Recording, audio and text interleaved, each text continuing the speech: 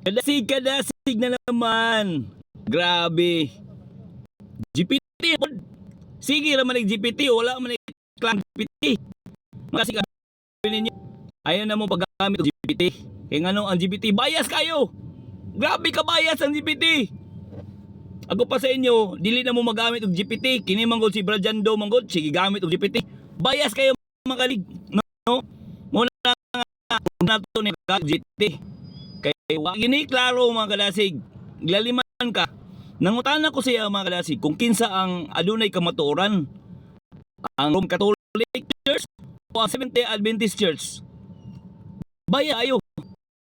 Grabe. Muna nga di na mo gamit og GPT mga kadasig, no?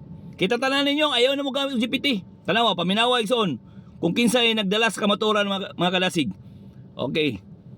Kung atong tan-awon sa kasaysayan ug sa Biblia, ang tinuod nga simbahan sumala sa Biblia, dili magdepende lang sa ngalan, kundi sa pagsunod sa tanang kamatuoran nga gitudlo ni Kristo ug sa mga apostoles. 1:14, Apocalypse 12 verse 7. Roman Catholic Church, mao ang pinakadakon nga denominasyon sa Kristyanismo. Apan daghang mga doktrina niini, sama sa pagsimba sa mga larawan, Domingo nga adlaw pahuway, purgatorio, indulgence. Wala gyud mabasahan nga gisugo ni Kristo o sa Biblia. Talawa bias. Ani nakuha gyan sa tradisyon o Bayayo. influensya sa pagmo. Sa Adventist Church SDA, tutong kalasan pinaagi sa grasya ug pagtuo kang Kristo ug nagapanawagan sa pagbalik sa Biblia, apil ang pagsunod sa iyang mga sugo ug sa ikatulong sugo, pagbantay sa ikapito ka adlaw sa balo. Ang inagtulo kabahin sa Remnant Church, nga gihulagway sa Apocalypse 12:10 ug 14:12, nagabantay sa mga sugo sa Dios ug adunay pagtuo kang Jesucristo. Sa konklusyon, ang Biblia nag-ingon nga ang tinuod na sa makita sa pagtuo ug manumanon kang Jesus. Bantay sa tanang sugo sa Dios, laki adlaw nga ipahula. 3. Pagpanagya sa panag na espiritu sa propesya.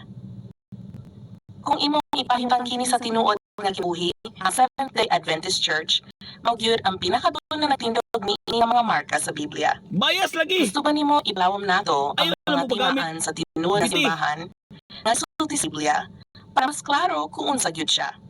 Tanawa, ningon ko sa inyo, ayaw lagi mo gamit og GPT. Bias kayo ang GPT. Jando, undangin na lang paggamit mo og GPT.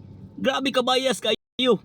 Klaro kayo nga ang Seventh-day Adventist gyud ang nihaom ra gyud nga nagdala sa kamatuoran, dili ang gitawag og RCC o Roman Catholic Church. Bias kayo. Ato na ning undangon ni gibinuangan na tayo ning GPT. Wa gini ayo ni.